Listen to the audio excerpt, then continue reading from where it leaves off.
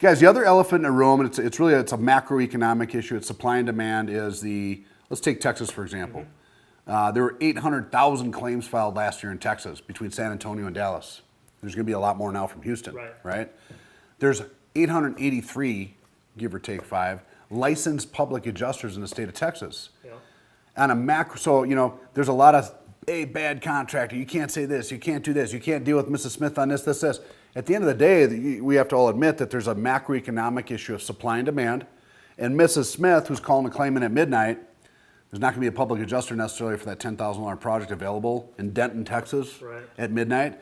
The insurance restoration contractor, the roofing contractor, the general contractor are oftentimes compelled to operate. I don't want to say acting as a public adjuster.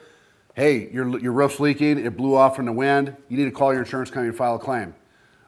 Sure, be happy to meet them out here. Now, just by saying certain things or some state statutes and some people on the very conservative side of the totem pole that say that's acting as a public adjuster, you assisted Mrs. Smith in filing a claim, when in a sense, there's nobody else for Mrs. Smith to go to at midnight. So one of the problems I see in the industry is educating contractors on what they can and cannot say and hopefully get their contracts compliant so they don't lead into fines. Right. That's actually a branch on a tree. The bigger problem is, how do we get more public adjusters to service all the claims across the United States? Licensed public adjusters or technology to reach all these lower claims. I call them the under 50,000, which by the way is 95% of all insurance claims. So we have a supply and demand issue to conquer. Yeah.